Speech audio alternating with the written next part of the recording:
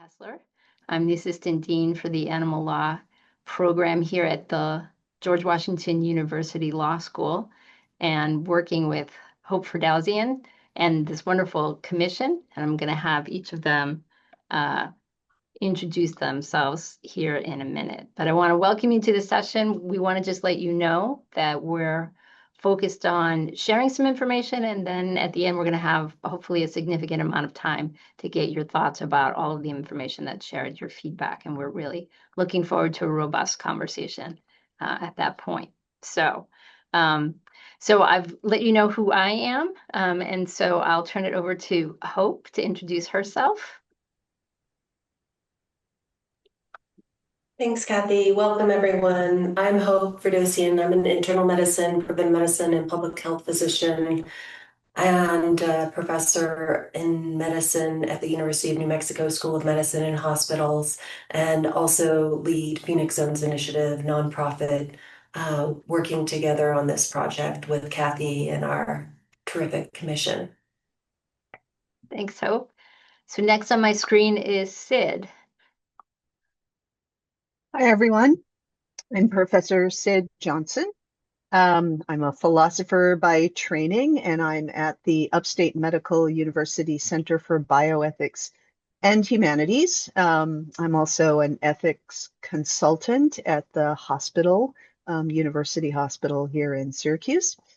And I've been working with Hope for years on projects related to this and also to animal issues in general, and I'm really happy to be here. Thank you. Next is Ingrid. Hi, I'm Ingrid Taylor. I'm a veterinarian and a writer, and I have a background in general practice, emergency and critical care practice, and public health. And also, I have been a writer for outlets like Sentient Media and various other media outlets. And I'm just going to echo that I'm also very happy to be here and want to thank you all for attending today. Thanks, Ingrid. And Jessica? Hi, everybody. My name is Jessica Pierce. I'm a bioethicist. My affiliation is with the Center for Bioethics and Humanities at the University of Colorado Anschutz Medical Campus.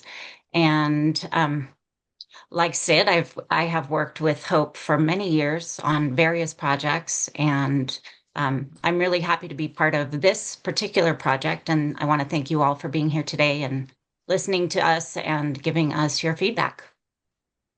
Thank you. And Rebecca. Hello, I'm Rebecca Critser, she, her pronouns.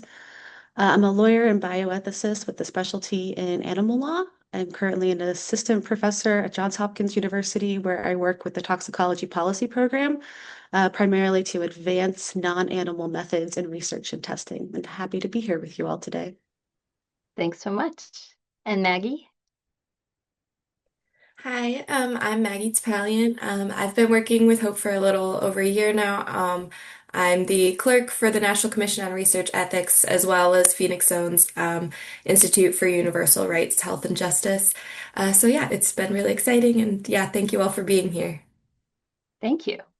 And another member of our commission who hopefully will be able to join us, but who has been subpoenaed to testify in a matter today, is Martha Smith-Blackmore, who's a veterinarian with deep experience in animal welfare, animal law, and veterinary forensic science. And she has given us a recording if she's not able to make it. But that's our wonderful commission. And this commission is the focused on examining the question, right, about including the interests of animals in research ethics in particular. And so we're working on a report.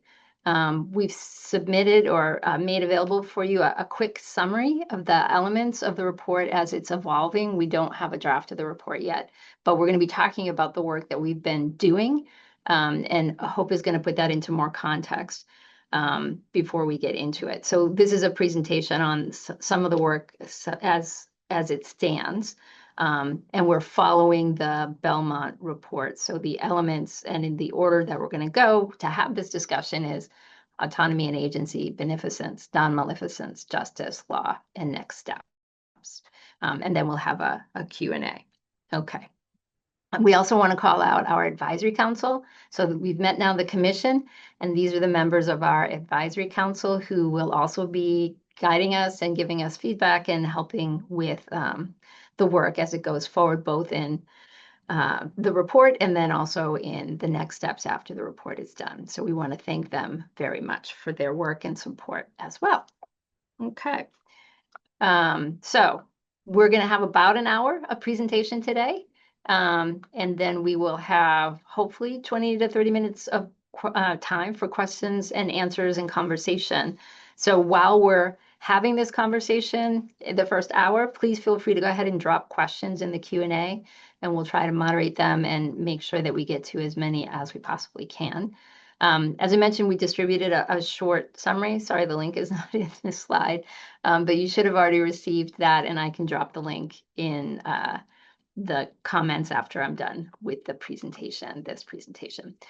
We are recording this presentation, the part of the presentation, at least I hope that we are, and but we're not going to be recording the conversation afterwards. Right, so people will have a sense of where we're at, but we're going to have a more free-flowing conversation. So that's all I have for logistics and getting us started. And I'm going to turn it over to Hope. All right. Well, I just want to say thank you again to Kathy and your team at GW for helping us pull this webinar off. We're really excited to talk with all of you. It's been a pleasure to work with Kathy as co-chair of the commission, along with Maggie, members of the commission, and the advisory council.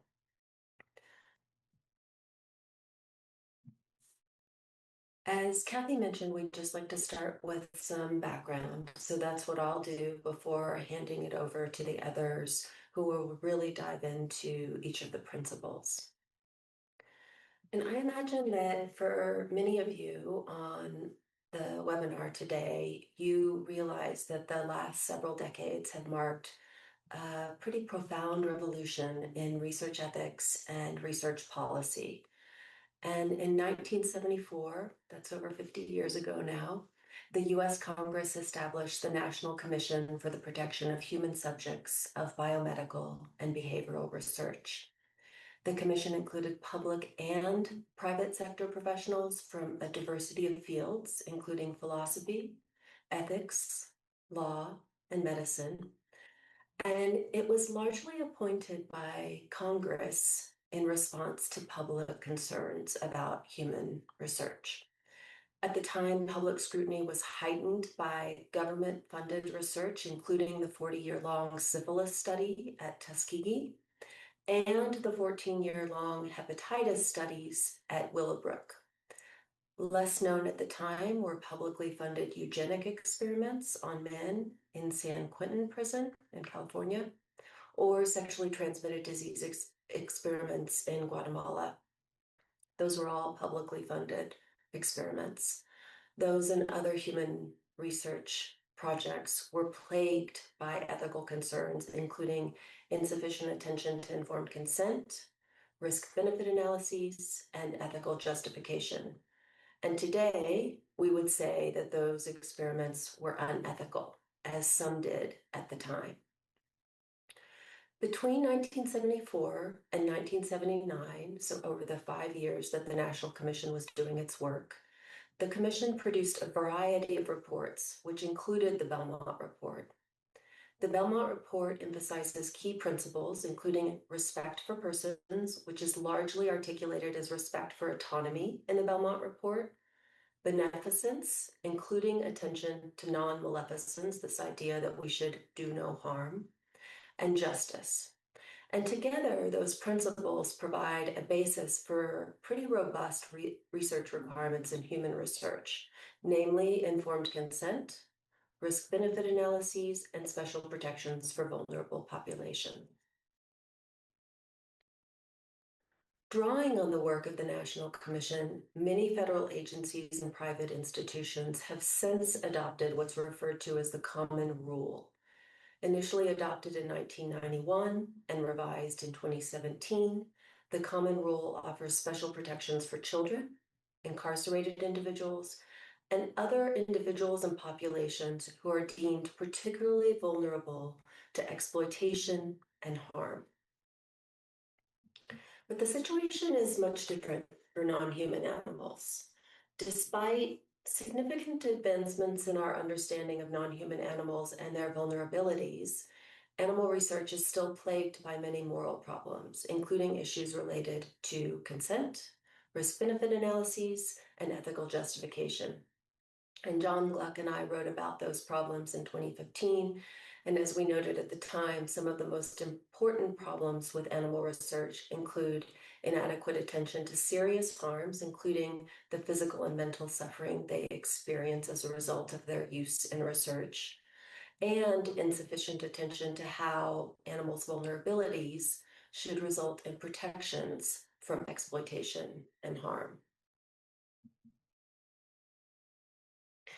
To date, still no effort like that of the National Commission for the Protection of Human Subjects of Biomedical and Behavioral Research has addressed problems with the use of animals in research. And so in 2019, on the 40th anniversary of the Belmont Report, some of us, including those here now, wrote about the need for a Belmont Report for animals and how animals could and should be considered a vulnerable population with accordant protections. And fortunately, that paper has been well received, and there are many other clear signs that it is time for something like a Belmont Commission and a Belmont Report that is inclusive of other animals, of non-human animals. And to meet that moral imperative, we've partnered together toward the creation, development, and implementation of a National Commission on Research Ethics. Ultimately, our work aims to enhance the field of research ethics and to inform deliberations about policy and practice. But we anticipate that the outcomes from the project will also have implications for human research, including for vulnerable individuals and populations who are at increased risk for harm and exploitation. And it's probably worth noting now that our process differs from the 1974 commission. It's a private commission rather than a government-appointed commission, and we can talk more later about the rationale for that approach. But after in-depth review and analysis, we did reach consensus to focus first on the well-established ethical principles that are reflected in the Belmont Report and throughout medical ethics, specifically respect for autonomy, non-maleficence, beneficence, and justice. And as with the original National Commission, once we've completed our work, we will make reports available to the public, to policymakers, to professionals across sectors, to the media, and to other stakeholders. And we will welcome review of our report and supporting documents. So with that, let me go ahead and turn it over to Dr. Ingrid Taylor, who will talk about the principle of respect for autonomy using a more than human lens. Thank you.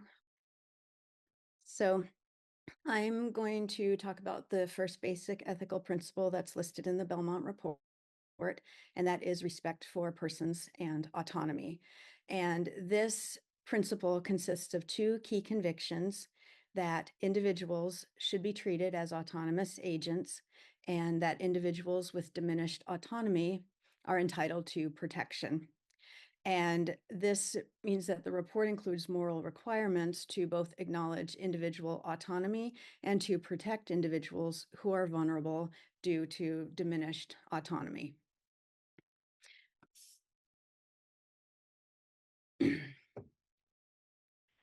So the Belmont Report describes autonomy in humans as the ability to deliberate, make considered judgments, and decisively act upon those judgments. And to interfere with one's autonomy means either preventing an individual from acting on their considered judgments or withholding necessary information for an individual to make a judgment.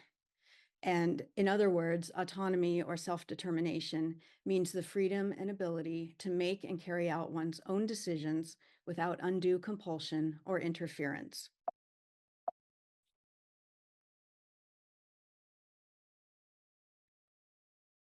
The second main principle of the first ethical principle is protection of vulnerable groups. And this means that not every individual has the same capacity for self-determination. And there are individuals and groups who may have diminished capacity and who require special considerations and protections. Some of the vulnerable groups identified in the Belmont Report included children, those experiencing mental or physical illnesses that may impact autonomy, and those experiencing captivity and imprisonment. And according to the Belmont Report, these and other vulnerable individuals must be protected based on the risk of harm and potential benefit, up to and excluding them from activities that may harm them. So what does this mean if we think about extending these principles of autonomy to non-human animals?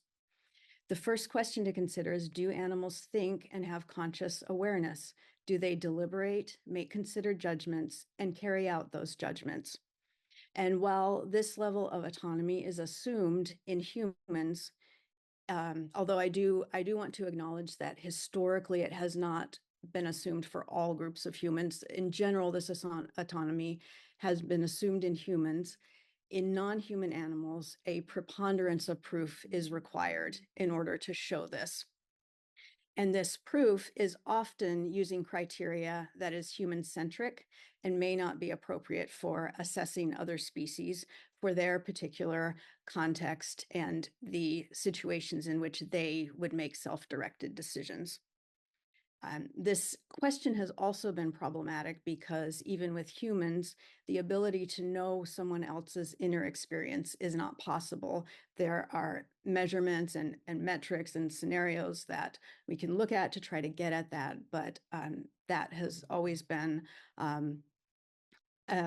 something that is potentially problematic with these kinds of questions. So what evidence is there for autonomy and self-determination in non-human animals? And there is a vast array of literature out there that addresses this question, and more than I'm going to cover or be able to cover in this presentation. So I'm just pulling out a few examples of this. So there is plenty of observational and anecdotal support for the fact that animals make self-directed decisions and express autonomy. There is also scientific consensus, and one example of this is the Cambridge Declaration of Consciousness, which was signed by a group of neuroscientists in 2012 and concluded that non-human animals possess neurological, anatomical, and physiological substrates for consciousness. And groups of animals that were specifically called out in that consensus were mammals, birds, and cephalopods. Animals also show evidence of flexible planning and problem solving, things like tool use and saving tools for later to use again. And some animals that have demonstrated this include chimpanzees, corvids, and Goffin's cockatoo. Play can also be used as a marker of cognitive complexity, and this has been demonstrated in pigs, dogs, non-human primates, birds, fish, and reptiles. And there's also meta-memory, which is being able to assess the strengths of one's memories and then act on that knowledge. So in one example, rats know when they've forgotten something, and then they can act on that knowledge and make decisions based on the fact that they know that they have forgotten something. And so I'm just going to briefly talk a little bit about animals in research and the numbers of animals in research. So they are estimated to number in the millions in the United States, although accurate numbers are challenging given the lack of a centralized accounting system for animal use. In 2021, a review study estimated 115 million mice and rats were used annually in experiments alone. And a 2024 APHIS report listed 774,000 animals, from rabbits to cats to non-human primates, in just over 1,000 APHIS inspected facilities. Animals used in research are subjected to physical, physiological, and psychological harms, including captivity. Captivity in this context means the condition of being subjected to sustained human control without the ability to meaningfully refuse or exit. And this includes enforced dependency, structural inability to refuse, and removal of self-determination. While we can recognize that the sheer numbers of animals used in experiments annually is significant, the principle of autonomy requires acknowledgement of each individual animal's need for self-determination, whether 3 or 3 billion are used in research, and their need to be protected as a vulnerable group. So extending the protection of being a vulnerable group to animals, it means extending the principle of self-determination as defined in the Belmont Report to non-human animals. And this would require both recognizing their individual autonomy and acknowledging them as a vulnerable group that requires special protections. Factors that contribute to animals' vulnerability include a lack of legal recognition and moral consideration of their right to self-determination. Communication barriers and a lack of understanding of their needs and wants is also an issue. While animals do try to communicate in a variety of ways, our understanding on what and how they're trying to communicate is often lacking. There's also human bias in interpreting animal behaviors and preferences often. And I mean, a great example of this is, for example, the chimpanzee, I believe it was Ham, who returned from space. And when he landed in the shuttle, he had a big grin on his face. And that, of course, is a very negative facial expression for chimpanzees, but is interpreted by humans as, oh, he's smiling. So that's one example that there is a lot of human bias that enters into the interpretation of animals' behaviors and the expression of their preferences. There is also another factor is an inability to give consent and or conflating coerced cooperation with consent. And an example of that is trained cooperative submission within the laboratory setting that can be confused with willing participation and is often conflated with enhanced welfare for the animals because they are doing what appears to be a willing participation when in fact it is a coercion.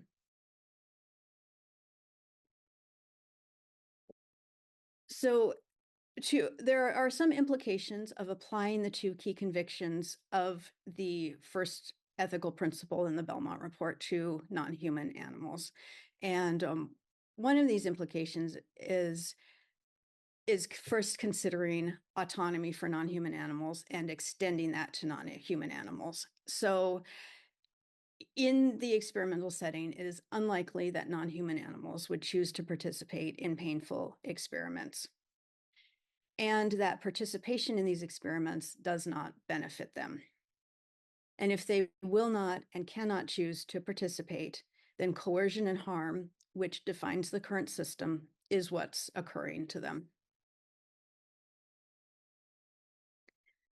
So the other key conviction that can be applied to animals is entitlement to protection, again, as a vulnerable group. And the implications of considering non-human animals as a vulnerable group include the following two implications. One is complete exclusion from harmful experiments because of the factors listed on the previous slide. And two is selective inclusion based on self-determination and consent, which can be problematic, again, because of cooperative submission and coercion. It can be difficult to remove these two factors from this equation to truly achieve consent from animals. And that concludes my presentation. Thank you again for being here and for listening. And I, of course, appreciate any questions and feedback. Thanks so much, Ingrid.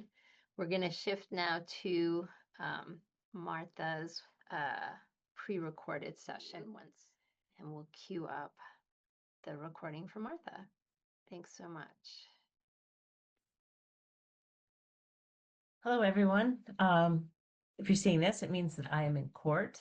No, I am not a defendant. I am testifying, and it was a last minute subpoena, and I didn't have much choice. So I really wanted to be here to hear feedback from you all and look forward to learning later what you might have had to share. So I'm going to talk a little bit about beneficence in research using non-human animals and looking at avenues towards creating a flourishing environment for animals, non-human animals, as opposed to just avoiding harm.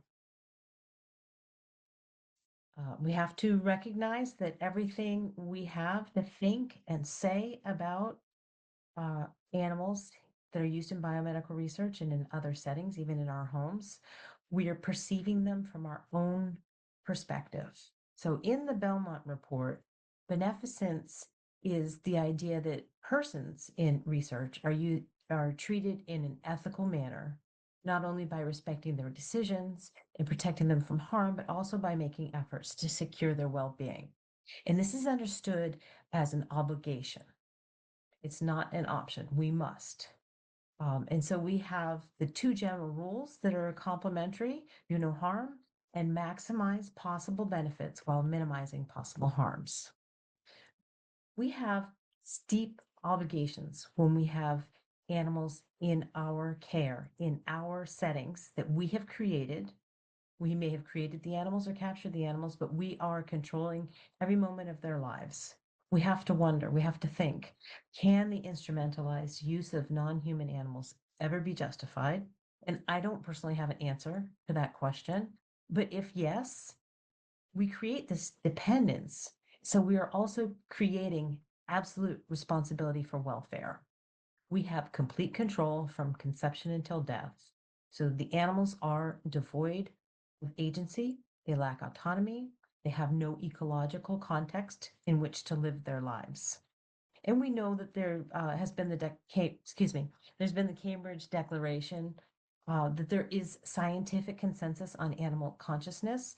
This declaration was done at a time when the recognition was limited to specific species, but we learn every day more about what different species of animals, including insects, have that force us to think about these things very carefully before utilizing animals in any way.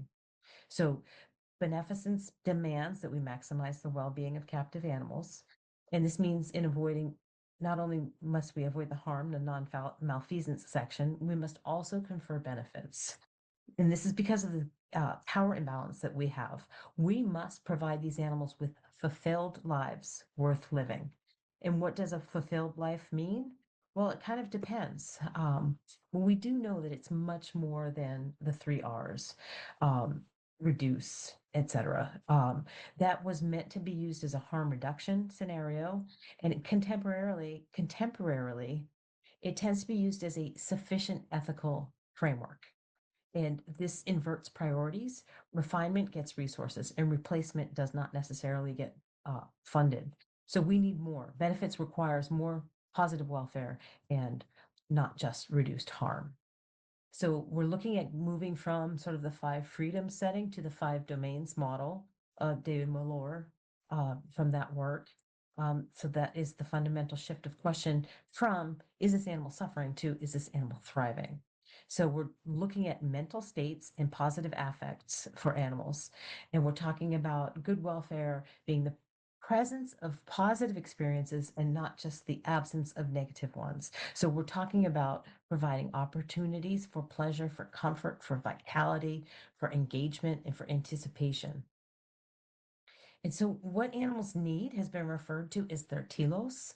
Bernie Rollin, the animal ethicist, would say that each animal has an inherent nature and behavioral drives. So it's the ratness of rats, or the dogness of dogs, or the pigness of pigs. So welfare includes satisfying the interests of those animals based on their innate natures and their individual natures. So a barren cage with food and water does not equal a fulfilled life for a rat, even if it's a life that's free of pain. And then the sensory Umwelt, oops, sorry, I don't know if that changed for you. I got it back for me. But the sensory Umwelt, Jacob von Uexküll, said or thought about every species inhabiting a unique perceptual world. And this is what Ed Yong wrote about in his very well-known work. With some examples would be ultrasonic vocalizations, UV light, sensing magnetic fields and vibrations. And our research facilities are designed for our needs, our lighting needs, for our air exchange needs, and not for the needs of the animals that are contained there. So beneficence demands investigating and accommodating all the dimensions of non-human senses. Also, animals need cognitive engagement and intrinsic motivation. So animals do have a drive for exploration, for investigation, for problem solving. And in Pankseep's work, he talks about the seeking system, that's that innate drive that generates curiosity, anticipation, interest. And there's evidence that this drive is across taxa. So the contra freeloading preference for cognitive challenges. We don't want an easy life. We want a life that we have to work for the good things. It feels good to do work to get benefit. Environments that fail to activate these seeking systems means that we are depriving animals of positive experiences. So we must provide these challenges in a way that are beneficial for the animals. Beneficence requires opportunities for mastery, for agency, for competence. And then we also have to think about, in order to have animals in captivity to be instrumentalized for research, means we're either creating them, purposefully bleeding. Yes, we're bleeding them, breeding them, or capturing them. So these breeding pairs or groups of animals that are used to generate animals are also living in a way that aren't being don't have to be considered if we're talking about human research. But when we're talking about non-human animals and research, we have to think about, where did they come from? Who's creating these animals, and what lives are they living? And then what procedures are being used in the creation of the animals? Is there forced ejaculation or artificial insemination? Are there life separations, family units and social units that are being split apart? And there can be a cumulative lifetime burden of repeated pregnancies, births, separations. So beneficence demands questioning whether any intensive manipulation over natural breeding can be justified. So just to wrap up, beneficence is an obligation for non-human animals used in research. If we agree to continue to use animals, there's these 4 concrete requirements: lifetime welfare across all stages, from breeding to development procedures, housing, and the end of life, and the suffering that they may endure during any invasive research. The provision of positive welfare with cognitive engagement, choice, agency, species typical behaviors. So we need not just a ceiling on suffering, but a floor for the quality of life. And if standards are impossible to meet, then we have to consider that research should not proceed. So this isn't an aspiration for later. This is a requirement for now. If we have complete power, then we have complete responsibility. Thank you.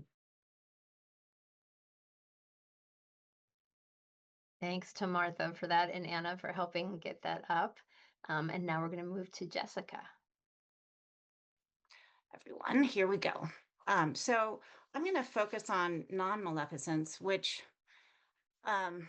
is, I think, kind of in the original Belmont, kind of a quiet principle that it's sort of in the background and tagged on to beneficence. And my feeling about non-maleficence is that it is actually really the core principle of interest to us here. So I'm going to talk a little bit about what happens to this principle of do no harm when we take animal research seriously as an ethical problem and not just a regulatory problem. So non-maleficence is often treated as this kind of background principle. It's something we weigh against beneficence. So we're weighing harms against benefits. And the claim that I'm going to make here is a stronger one, and that is that non-maleficence is actually a moral threshold not a variable to be optimized. And that makes it deeply destabilizing for animal research as it's currently practiced. So most of us were trained to think of non-maleficence in this way: avoid unnecessary harm, focus on reducing pain and distress, and justify the remaining harm through benefits that are accrued. This framing is familiar and important, and it has improved conditions in real ways, but it also rests on assumptions about what harm is, where it occurs, and how responsibility is assigned, which are all assumptions worth revisiting. This framing assumes a world of isolated actions performed on pre-existing subjects, and that assumption does a lot of hidden work. Most harms do not originate in the experimental moment. They emerge from the systems that make research possible in the first place.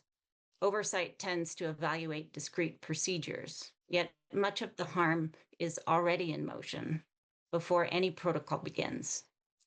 Research happens through breeding programs, housing systems, transport networks, captivity practices, regulatory definitions, and disciplinary norms. These arrangements don't just permit harm, they organize it. Non-maleficence can't stay focused on moments of intervention if harm is being produced upstream.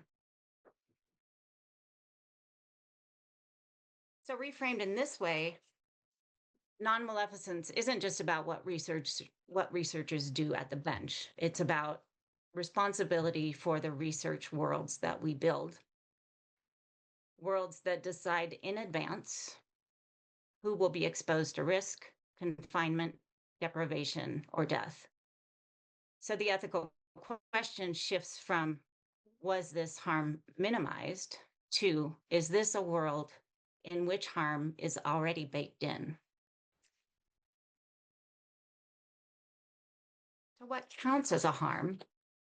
Once we broaden our understanding of harm, a lot becomes ethically visible that oversight systems tend to ignore. Harms aren't just pain spikes or stress markers. They include enforced dependency, loss of agency, dismantled social worlds, and the normalization of captivity. Many of these harms are not side effects, they're constitutive features of animal-based research. And this is where non-maleficence starts to do some uncomfortable work.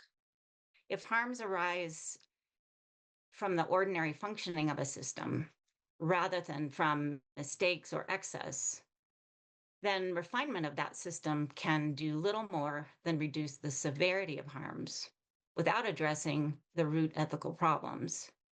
Mitigation of harm through better husbandry, more enrichment, or fewer animals doesn't satisfy non-maleficence. It merely stabilizes harm. The traditional view tolerates harm if benefits have been promised. A more provocative view of harm, and I would say a more honest one, is one that understands harm as embedded in entire worlds. Worlds that are built on constraining bodies, dispossessing lives, and predicting inevitable suffering. So even when procedures look refined, the system itself may still produce ethical damage. And I think this reframing prepares us to critique the supposed balance between non-maleficence and beneficence. Once non-maleficence is reframed in this way, it exposes tensions across the four principles framework, and particularly it exposes tensions in the balancing of non-maleficence against beneficence. In animal research, this framework might just be unworkable because beneficence points outward toward future human beings, while non-maleficence points inward toward those beings who are being harmed now. And when those harmed cannot consent, cannot benefit, and cannot refuse, balancing starts to look a lot like ethical laundering. Non-maleficence reframed exposes further tensions within the four principles framework. So instead of being focused on fair distribution of benefits and burdens among humans, justice instead becomes about structural burden bearing.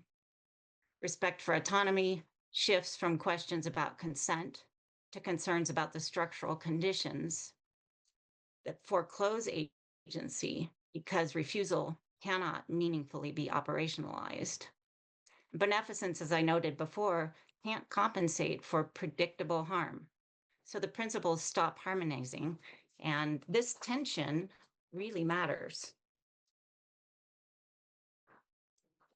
And this brings us to, I think, a difficult and kind of uncomfortable conclusion, and that is that ethical oversight is designed to regulate and refine practice, but not all practices can be ethically repaired.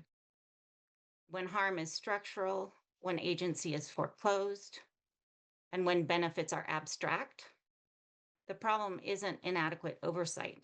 It's that ethical limits have been reached or transgressed.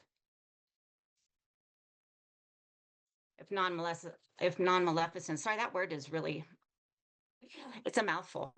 If it's taken seriously, it functions not as a guideline for better practice, but as a threshold. It asks us to confront what kinds of research worlds we are willing to build and which we are ethically obligated to refuse. And that question, I think, is unavoidable. And I want to conclude with a discussion question that I would be interested to hear thoughts on. And that's this: if a research practice predictably produces ongoing harm through its normal operation, and that harm cannot be eliminated without abandoning the practice, what role should ethical oversight play? Are we talking about refinement, justification, or refusal? And that's all I have. So thank you very much. Thank you so much, Jessica. And then we're going to move to Sid. All right, great. Thank you. So I am going to talk about justice and research with more than human and non-human subjects. So formal equality, or this notion of treating like cases alike, is a core definition of justice. And this really simple idea has pretty easy application in both law and ethics. So where circumstances or entities are similar, justice requires similar treatment. And the principle of formal equality guards against bias, inconsistency, and preferential treatment. Now, justice is also defined or commonly conceived of as the fair distribution of goods. And whether we're talking about material goods or opportunities or other benefits, and also the fair distribution of burdens, the things that are necessary in order for us to get those goods. The Belmont Report itself doesn't offer a positive account of what justice is or what it requires, but it really wrestles with multiple accounts of justice, including justice as formal equality, which is stated as that requirement that equals ought to be treated equally, and justice as the fair distribution of the benefits and burdens of research. So Belmont points to historical injustices in research, the ones that Hope mentioned, for example, with human subjects as examples of what cannot be consistent with just scientific research, specifically noting inconsistent treatment based on morally suspect differences like race, socioeconomic status, and institutionalization. And part of this is because Belmont was responding to inequalities and inequities in research that were based on these morally suspect differentiations between humans. Belmont reduced these arbitrary distinctions on the basis of race, age, socioeconomic status, disability, to ease of access and manipulability. So they were centering the exploitation of those who lacked the power to protect their own interest, lacked persons to protect their interest, and those who were not protected by our institutions. So an emphasis on justice in research prohibits these arbitrary differences from being exploited to justify differential or preferential treatment. So justice as the fair selection of research subjects in Belmont requires both scientific and ethical justification in the selection of our research subjects. And I want to point out here that although we often think that animals are selected for research for scientific reasons, the underlying justification for using animals in research is ethical. The real reason is because the things that we want to do, we cannot do to humans. And so we choose animal subjects instead of human subjects on the basis of this ethical priority that we give to humans. In Belmont, justice is specifically protective of those who are made vulnerable by their circumstances, their environments, by the status of exploitation and overuse in scientific research. And crucially, justice acts as an additional guardrail.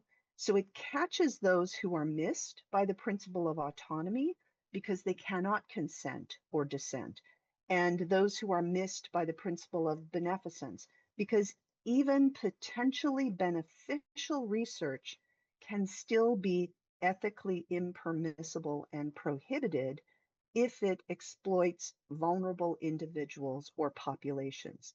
So the scientific benefits of research cannot be used in place of or to override ethical constraints.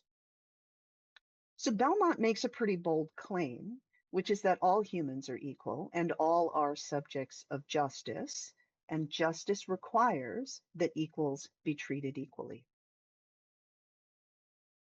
Belmont can be described as extensionist in that it extends the category of who is a subject of morality and justice and who is entitled to protections to include all humans, including the poor and the disabled and the captive and the institutionalized and the easily exploited. So the question for us can be, can the principles of Belmont be extended to more than humans, to non-human animals, for example? Non-human animals are not now, in the context of research or within human societies, treated as subjects of justice who are entitled to fair and equal treatment. So if non-human animals are subjects of justice, then justice as described in Belmont as formal equality and fair distribution also applies to them. And there are several reasons, as already discussed by my colleagues, to think that non-human animals are subjects of justice and should be protected from exploitation in research in ways similar to the protections afforded to vulnerable humans. And a practical benefit of extending Belmont's extensionism even further is that Belmont's principles are robust and widely accepted, and I think they're quite easily extended to non-human animals. So Belmont's traditional framing of justice is adapted from the roots of justice as a principle of political philosophy. And this framing of justice as political rather than ethical has had unfortunate effects. I think it has led to the exclusion of non-humans, those creatures who exist at the edges or the boundaries or outside of human societies and polities.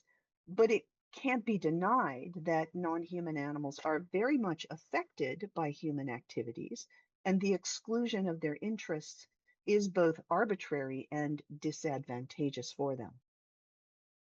So there are other approaches to thinking about justice and including non-human animals in the sphere of justice. Some of them have emphasized, for example, Iris Marion Young's political theory of oppression to situate non-human animals as another oppressed and dominated group.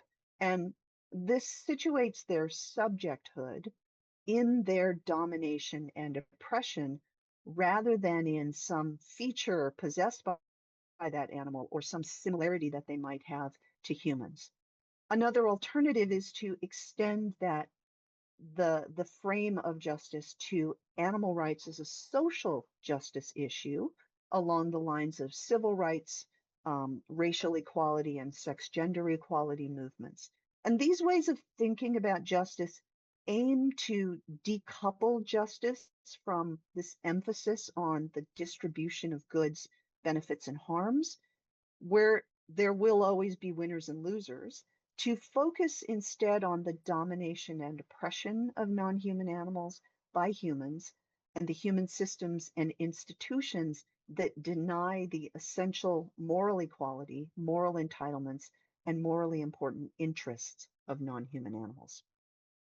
So the concept of multi-species justice also critiques the traditional theories of justice, noting this kind of major flaw in their acceptance of a hierarchy of being in which humans are always at the top and where non-human beings are placed somewhere in accordance with their similarity or their difference when compared to humans. So multi-species justice endorses this kind of relational ontology that gives primacy to the relationships in which all creatures, human or non-human, as well as some non-animal entities like in rivers, ecosystems, as embedded relationships into which we are embedded as relationships of dependence, relationships of threat, and relationships of support. So multi-species justice aims to critique the kind of extensionism that we see in Belmont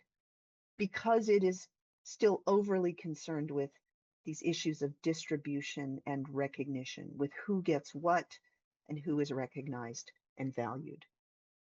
However, I find Belmont is especially well suited to thinking about research with non-human animals and thinking about what constraints on that research should look like, because it has always intended to place limits on exploitative research. So what would it look like to adopt a kind of Belmontian conception of justice in research with non-human animals? If we start from the equality of all animals, human and non-humans, it would require treating equals equally, distributing the benefits and the burdens of research fairly, and justifying the use of any animals not by how convenient it is or how easy it is to access or use them, but by demonstrating this absolute necessity of using that particular animal in research. And that necessity would have to be scientifically informed and evidence-based and fully scientifically justified. And I think that's a problem area for research.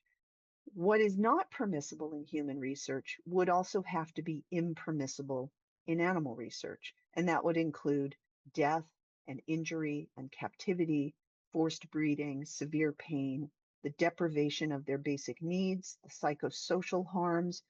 None of that is permissible in human research, and it would not and could not be permissible in non-human animal research. And what that would look like is that nearly everything that we currently do in research with animals, virtually all research conducted with animals, research that burdens animals but doesn't benefit them, would be prohibited. It would mean that all research conducted with animals would have to account for the overwhelming record of failure for animal research. Failure that undermines the claims that animal research is necessary and scientifically justifiable. So it would, emphasizing research in the way that Belmont, emphasizing justice in the way that Belmont does, I think would eliminate virtually everything that we currently do in research with animals. Thank you. Thanks so much, Sid. And next we'll have Rebecca. Thanks, Kathy. So I've already said who I am. Just the views expressed here are my own and don't necessarily reflect the views of Hopkins or its affiliated systems. So I want to talk a little bit about the systems that are currently in place under US law for laboratory animal. And I have to confess at the outset, I did a little bit of cherry picking in these topics. I'm glad to see, based on the chat, I think many of you have a robust understanding of what this landscape looks like. So I'm just going to briefly go over some of these topics to make sure we're all on the same page. I'm going to run through a discussion of principalism and rights. I'm going to briefly touch on the fact that animals are property under US law.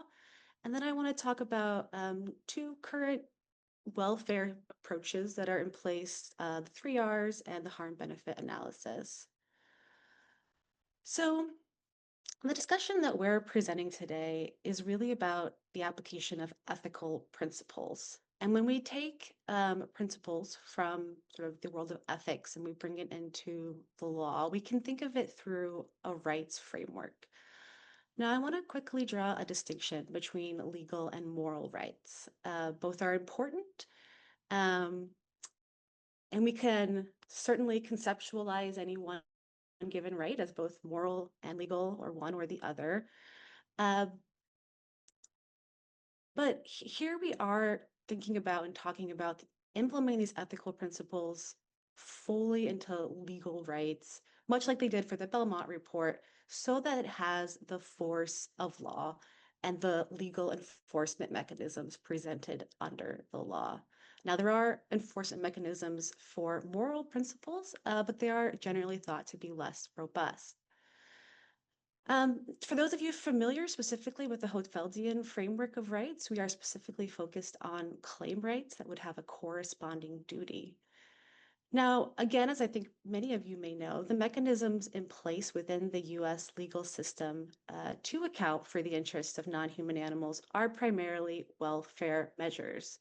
And these welfare measures sort of sit in juxtaposition to a rights or principles-based approach.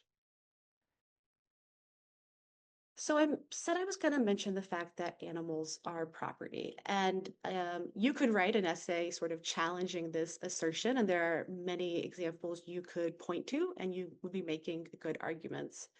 Despite this, it remains true in the United States that animals are by and large considered property. And the importance of this comes from sort of an old world view of a property personhood dichotomy, where entities that are objects of a right sit on one end as property, and entities that are holders of a right sit on the other end of the spectrum as a person. So if you're purely an object of rights and you're not a holder of a right, it makes it very hard to talk about and implement sort of this right-based approach. Now, fortunately, a lot of ink has been spilled on this topic, and I've just listed a few examples of how people are actually working around this issue of animals as property. Some are simply advocating for animals to be considered legal persons. And I do want to be clear, persons is a legal term. It does not exclusively mean a human species. So just again, as some examples, we have quasi-property or quasi-personhood.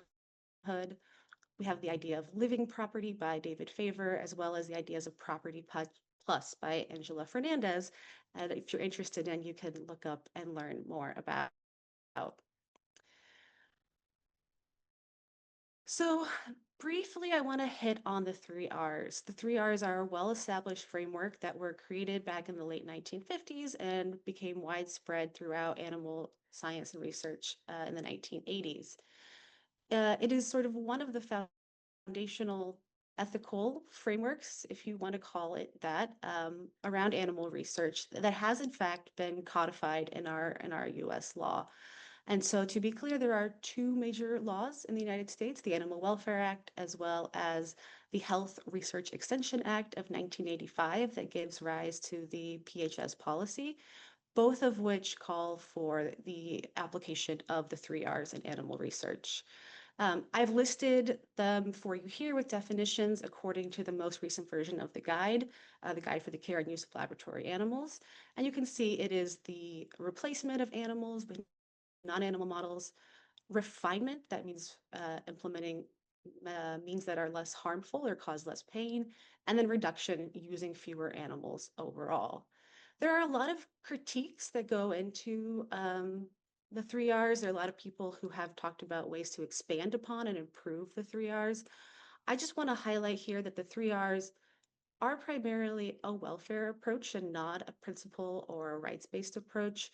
When implementing the 3 Rs, at least as they are implemented under the law, there's no requirement for the researcher to really account for interests broadly of the animals who are the subject of the research. And then I want to talk about harm-benefit analysis briefly. So we heard a little bit about weighing the goods and the bad that can come from animal research. We heard some critiques of that in terms of implementation. But to be clear, in the United States, there's no legal mandate to do a harm-benefit analysis, which means that the research that's being done on animals doesn't have to take the step of considering, will the long-term benefits outweigh the immediate harms?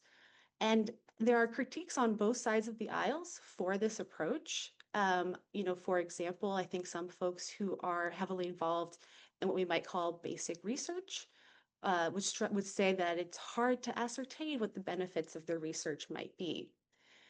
Having said all that, I did want to bring it up because it is often talked about and sometimes advocated for in a US context, and because it is implemented in other jurisdictions. And it has actually, there was a case not maybe a year and a half ago out of Switzerland, where the harm benefit analysis that was done by their ethical review board ended up yielding in favor of the animal and sort of refusing conducting that research. So I bring all of these up to just give some context to where we are now in juxtaposition to where potentially we may be going under these principles. And I thank you. Thank you so much, Becca. Okay, so I just have a couple of sort of next step kinds of conversations. So thank you everyone for this wonderful conversation and the chat that's been going on as well.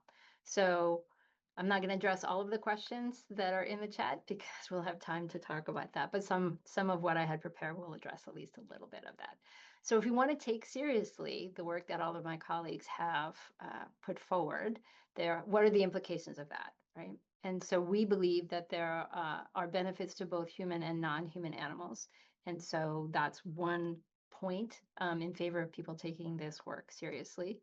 And we think the benefits and implications of this work go across many, many domains, right? So science, research, bioethics, public policy, technology, and in response to one of the questions in the chat, not restricted only to federally funded research and not necessarily restricted just to the research context, right? So what we're trying to talk about is principles of use of non-human animals. And so the implications can go broader. We are focusing right now on the research context because that's helpful.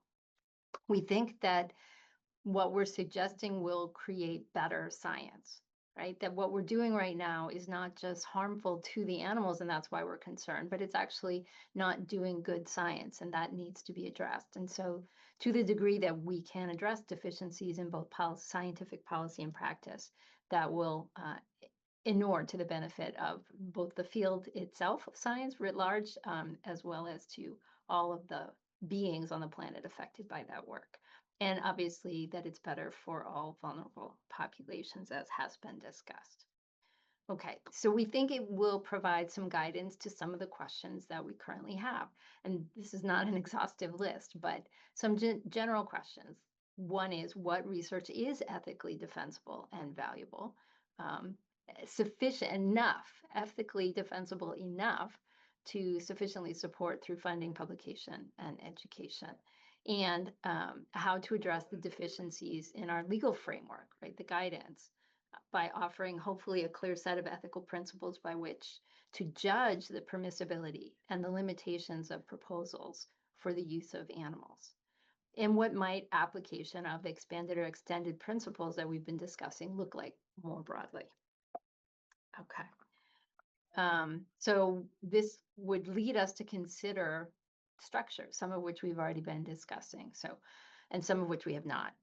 So the funding structures and priorities and systems within the research setting, publication standards, guidance for and regulation of research, conflicts of interest, transparency, updating and enforcing laws and guidelines, assessment of research efficacy and translatability, model legislation, connecting law to principles, public education, media engagement with science, education and training pathways, reward structures that exist in higher education, federal agencies, and research institutions. Again, this is not meant to be exhaustive, but since these questions are raised in all of these domains when we start thinking seriously and taking seriously the conversation we're having.